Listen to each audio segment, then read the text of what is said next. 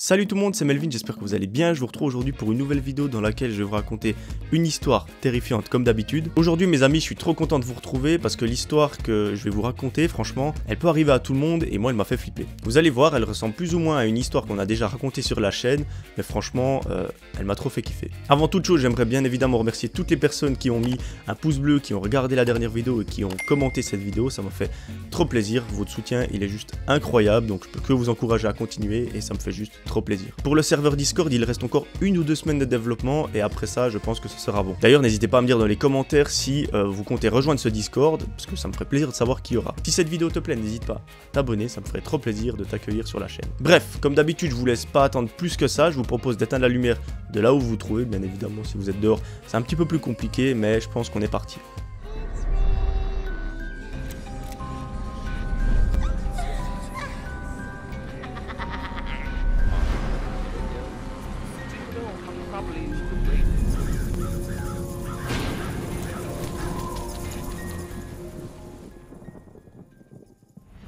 Aujourd'hui, mes amis, c'est l'histoire de Mathilde. Mathilde a 23 ans et elle habite dans une résidence étudiant. On ne sait pas dans quel domaine elle étudie, mais elle nous raconte que c'est quelque chose qui la passionne. De nouveau, c'est pas une contrainte pour elle de faire des études, c'est tout simplement quelque chose qu'elle adore parce que le sujet qu'elle étudie, il est trop cool. Donc franchement, quand on a quelque chose comme ça, c'est juste le top. Mathilde, dans sa résidence d'étudiante, c'est pas forcément une chambre qu'elle a, c'est une sorte de petit appart. Elle a beaucoup de chance, elle peut se le permettre et en gros, c'est un petit appartement de 2-3 pièces, c'est vraiment très confortable d'y vivre quand on est seul, et surtout quand on est étudiante. Elle nous raconte que vraiment, elle a beaucoup trop de place dans cet appartement, qu'elle pourrait se contenter que d'une petite chambre, mais que voilà, elle est trop bien là-dedans. Par contre, un détail qu'elle nous donne, c'est que dans sa résidence étudiante, déjà, comme son nom l'indique, il n'y a que des étudiants, et surtout, il y a une interdiction aux entreprises de s'approcher pour faire de la pub. Je pense que vous avez déjà été victime de ça, entre guillemets.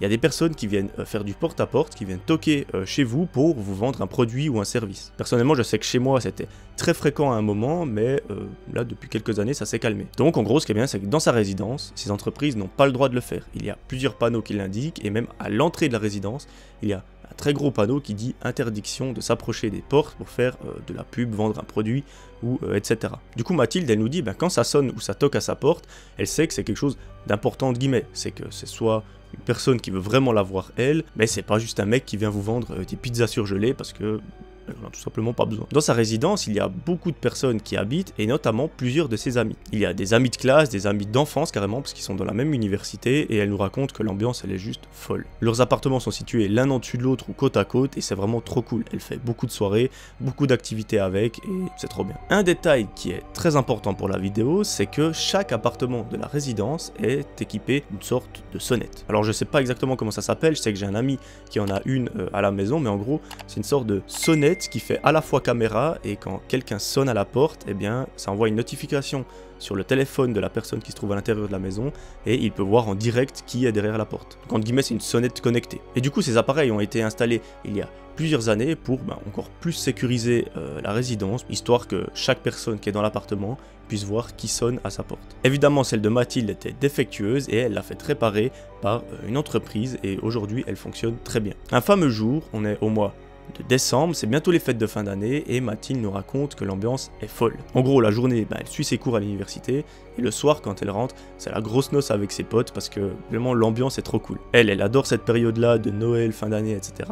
et elle peut pas s'empêcher de faire la noce. Du coup, cette journée-là, elle se réveille, elle va à l'université et elle fait les cours. Elle fait également les cours de l'après-midi et vers 17 h, elle rentre dans sa résidence d'étudiant pour se préparer pour la soirée qui arrive. Ça va être une soirée où il y a plein de monde, mais quand on dit plein de monde, c'est plusieurs centaines de personnes, il y a vraiment toute la résidence qui est dans une seule et même salle. En gros, il y a je sais pas combien de personnes par mètre carré, mais elle nous raconte que ça va être une soirée d'enfer, que l'ambiance sera trop cool et que ça risque de finir à quelques heures du matin. Du coup, à la fin des cours, Mathilde rentre chez elle en bus et elle se pose un moment sur son canapé. Elle a juste envie de décompresser un petit peu et surtout de se reposer. Comme ça lui permet aussi d'anticiper le manque de sommeil qu'il y aura probablement cette nuit. La soirée commence à 21 h et c'est juste en bas de son appartement. Donc en gros, elle n'a pas beaucoup de trajet à faire, mais il faut qu'elle se prépare, qu'elle se fasse belle parce qu'elle lui raconte que c'est vraiment la soirée de l'année. Mathilde fait une sieste de 2 heures et ensuite elle va se faire un petit truc à manger. Une fois qu'elle a terminé, elle va gentiment se préparer dans sa chambre et dans sa salle de bain, histoire d'être au top.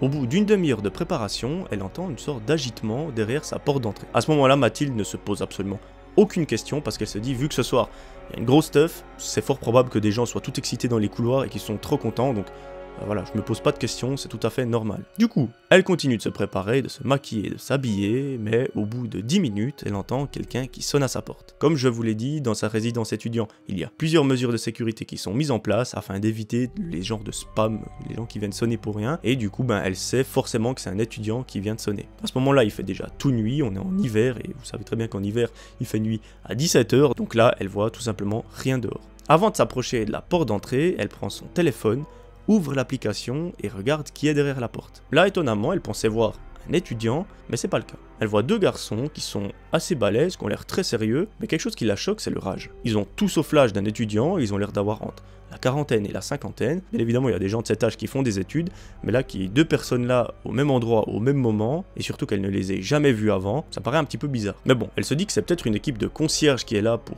l'avertir de quelque chose ou quoi.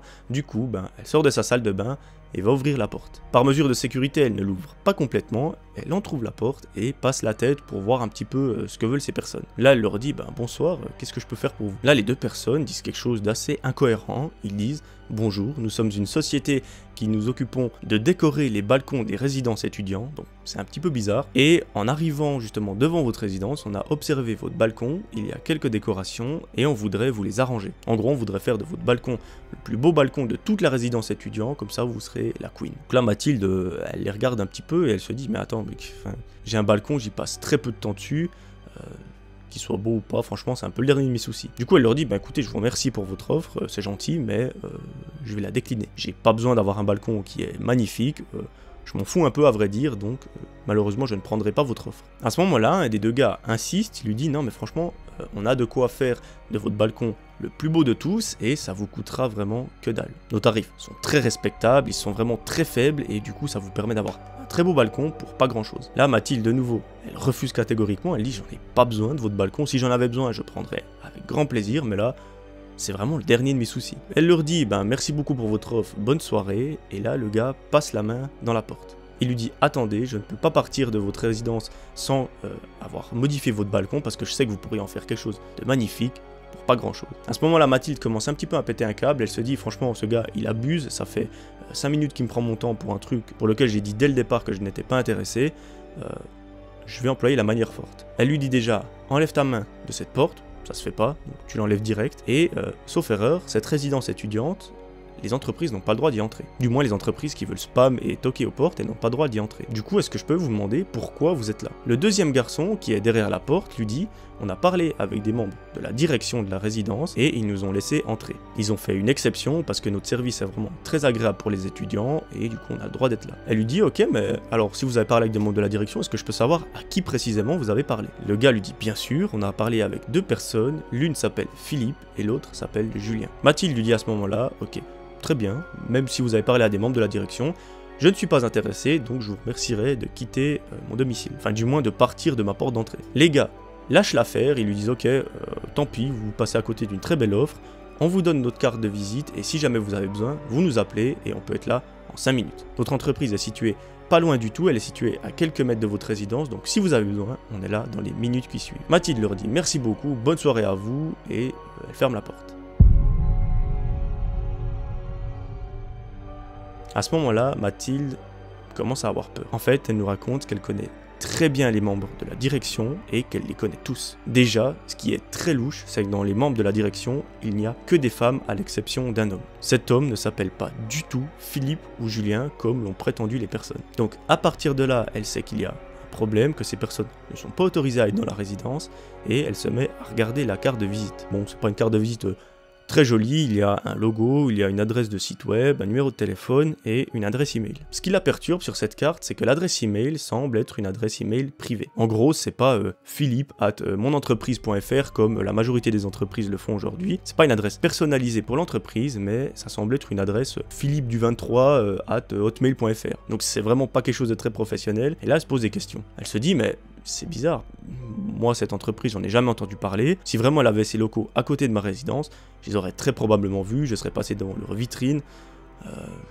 J'ai jamais vu ça de ma vie. Mathilde, c'est quelqu'un qui est très curieuse et du coup, naturellement, elle va sur internet et tape le nom de cette personne. En gros, elle prend le prénom et le nom qui sont dans l'adresse email, tape ça sur Google et fait des recherches. Après avoir cherché ce nom et prénom sur Google, elle est juste terrifiée. Tout en bas de la première page de résultats, il y a un lien vers un registre des criminels qui est public et surtout il s'agit de criminels en fuite. En gros, c'est pas vraiment un registre des criminels, c'est juste des mandats d'arrêt qui sont émis par la police et qui sont rendus publics pour que toute la population puisse les voir. Et si jamais elle voit une personne présente sur l'un de ces mandats, elle appelle la police et ça leur permettra peut-être de la retrouver. En ouvrant le lien, elle tombe sur une personne et cette personne correspond parfaitement à l'un des deux mecs, celui qui parlait le plus, qui était derrière la porte. Selon le mandat d'arrêt émis, il a commis plusieurs crimes atroces, il est vraiment recherché par tout le pays et il faut absolument l'arrêter. Il y a même une très grosse récompense pour celui qui aide la police à le retrouver,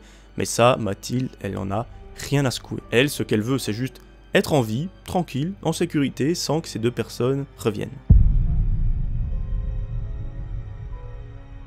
Elle saisit immédiatement son téléphone, compose le numéro de la police et les appelle. Le policier a à peine le temps de décrocher le téléphone qu'elle est déjà en train de lui raconter toute l'histoire en vitesse x2. Elle lui dit: j'ai deux personnes qui sont entrées dans ma résidence étudiante, qui sont venues toquer à ma porte, elles ont essayé de me vendre un service alors que c'est interdit dans ma résidence, et ils m'ont donné une carte de visite. Sur cette carte il y a une adresse email et du coup j'ai recherché le nom et prénom sur Google et ça m'amène le site de la police, avec tous les mandats d'arrêt en cours qui sont émis. L'un des garçons qui était derrière ma porte correspond exactement à l'une des personnes sur le site. Je viens de verrouiller la porte d'entrée, j'ai fermé toutes les fenêtres, fermé tous les stores, les rideaux, les volets, etc.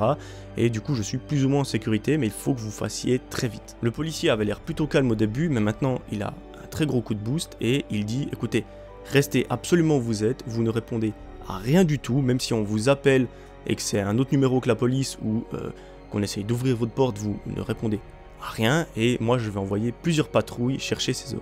Ces patrouilles vont venir à votre domicile pour déjà vous mettre en sécurité et partir à la recherche de ces deux personnages. Ils sont absolument très dangereux, il faut absolument pas les approcher. Le policier lui dit: je vais rester avec vous en ligne pendant tout le temps de l'opération, comme ça vous êtes rassuré et surtout vous ne vous sentez pas seul. Le policier lui demande d'aller dans sa chambre, de fermer à clé et de s'isoler vraiment là le temps que la police arrive. Au bout de plusieurs longues minutes qui paraissent être une éternité, une patrouille arrive devant chez elle, devant sa porte d'entrée, et le policier qui est au téléphone lui dit: ce sont des hommes de la police, vous pouvez aller ouvrir en toute sécurité, ils vont venir vers vous. Mathilde déverrouille la porte de sa chambre, elle sort et va ouvrir la porte d'entrée. Plusieurs policiers entrent dans la maison et pendant ce temps, une autre équipe apparemment est partie à la recherche de ces hommes. Mathilde, vu qu'elle s'intéresse un peu aux histoires de crimes, etc., elle a gardé la carte de visite et elle a fait très attention à ne pas toucher l'une des faces. En gros, quand elle a pris la carte de visite, elle a fait attention à mettre les doigts sur les côtés, sur les arêtes, pour ne pas poser son empreinte. Elle a remarqué que ces deux mecs n'avaient pas de gants, et du coup, il y a très probablement des empreintes dessus. Du coup, elle dit au policier: ici, il y a la carte de visite, faites-en ce que vous voulez, vous pouvez prendre pour relever les empreintes ou quoi. Moi, j'ai fait très attention à ne pas poser les miennes dessus. L'un des policiers la remercie et lui dit que c'est un excellent réflexe qu'elle a eu et que ça va probablement les aider énormément. Elle leur dit aussi ce que les deux personnages lui ont raconté, qu'ils avaient une entreprise à côté, etc. Enfin, quel genre de service ils proposent. Et du coup, deux policiers restent avec elle dans son appartement pendant que d'autres sont en train de chasser les deux hommes. Mathilde, elle est juste dans une situation terrible parce que déjà, elle se dit j'ai été en face à face avec deux hommes terriblement dangereux, ils auraient pu me faire beaucoup de mal. Et en même temps, j'ai une soirée qui m'attend, j'ai juste envie d'aller à la soirée, m'amuser et faire la noce, alors que je ne peux juste pas. Mais bon, c'est quand même pour sa sécurité, du coup elle se dit, ben, ma soirée, je la passerai à un autre moment, parce que là j'ai juste pas la tête à ça, même si je voudrais bien aller m'amuser un petit peu, mais ma sécurité prime surtout. Au bout d'1h30 de chasse à l'homme, entre guillemets, la patrouille a retrouvé les deux hommes, parce qu'en fait ces débiles, ils ont fait plusieurs portes dans la résidence, et apparemment, ils allaient toquer que chez les femmes. Chez les hommes, ils n'y allaient jamais. Alors, on ne sait pas comment ils savaient que dans cet appartement-là, il y a une femme ou un homme.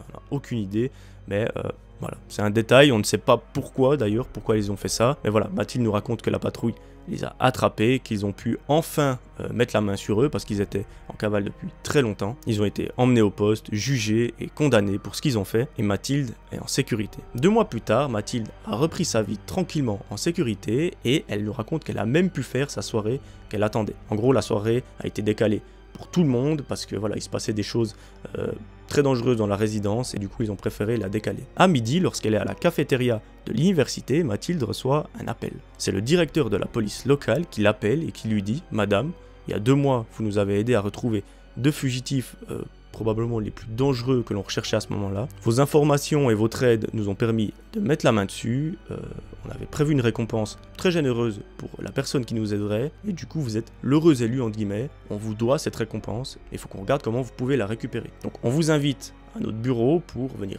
chercher cette somme, qu'on regarde un petit peu les modalités de paiement, etc. Merci beaucoup encore une fois pour votre aide. Vous nous avez aidés, nous ainsi que la nation, parce que c'est des gens très dangereux.